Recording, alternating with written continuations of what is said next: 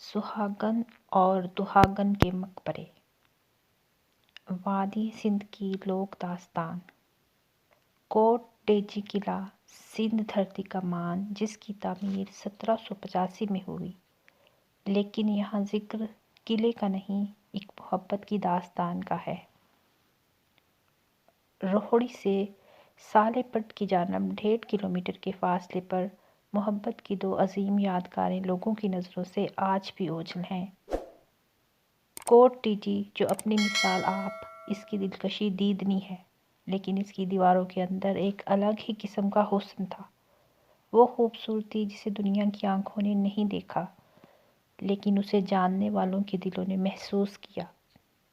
اس کا نام عائشہ تھا اور وہ قلعہ کے کمانڈر کی بیٹی تھی۔ وہ اپنی حیرت انگیز خوبصورتی، جمالیاتی حسن کی مالکہ تھی۔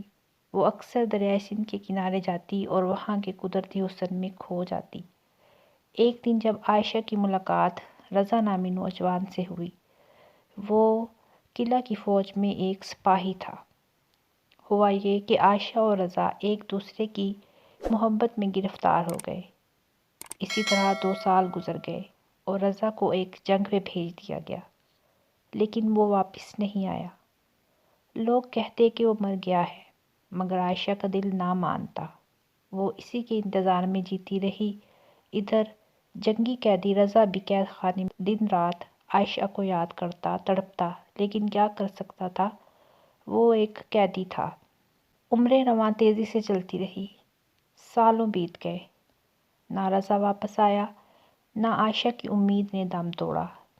لیکن اس کی جوانی منزلیں طے کرتی، سسکتی بلکتی بڑھاپے کی دہلیز پہ پہنچ گئی، اور بالآخر یہ مقدر کی ہاری لڑکی جہان فانی سے کوچ کر گئی۔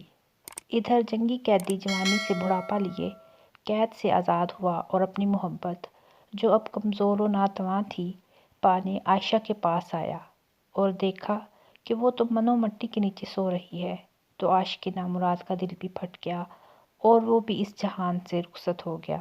دونوں نہ محبت پا سکے نہ سکون، لیکن ان کی داستان سندھ دھرتی پہ امر ہو گئی۔ آج بھی وہ ایک زندہ داستان کی طرح سندھ دھرتی میں موجود ہے۔ آج بھی ان دونوں کے مقبرے یہاں موجود ہیں، جن کو مقامی لوگ سہاگن اور دہاگن کے مقبرے کے نام سے جانتے ہیں۔ صدیاں بیت گئیں، لیکن محبت امر رہی۔